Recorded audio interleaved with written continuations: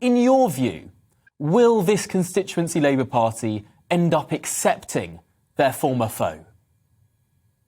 Well, I welcome Christian Wakeford. I think it's an enormously important symbol that somebody can go straight from Tory to Labour, and it sort of speaks to the bigger shift that's going on in the country, particularly those people that voted Conservative for the very first time in the last election in the so-called Red Wall. But, it's a local Labour Party meeting. There will be dissenters, there will be arguers, there will be people that are not happy. People don't go to a Labour Party meeting to express their joy. They go to complain about stuff normally. So, of course, there will be those voices off. But the bigger picture that I would implore Labour Party members to see is that this is a fantastic symbol of a shift of opinion in the country, and that should be welcomed.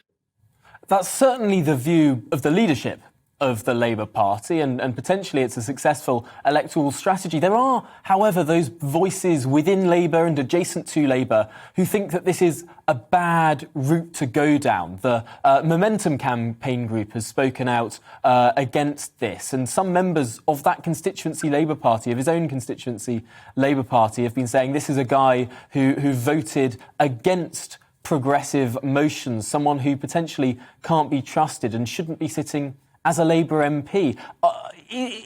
Is this divide within the Labour Party between those who think that centrism is the way to go to win an election and those who think that what's the point in winning an election if we're just going to behave like the Tories anyway? Is that divide now growing?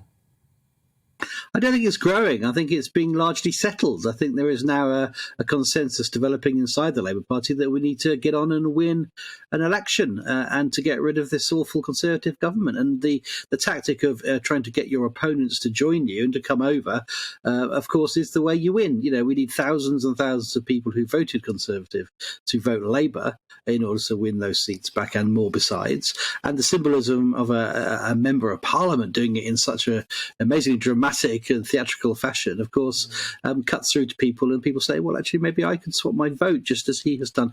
I can remember, I'm old enough to remember, Tom, Alan Howarth doing this and Sean Woodward doing this. Both of them didn't stand in the same seats that they'd been elected as Conservatives in, but they went and stood in Labour seats as Labour candidates. Both ended up as ministers in the Labour government. So there is a reasonably well-trodden path here, and it can be seen as part of a bigger strategy of political shift, which is what we're all about.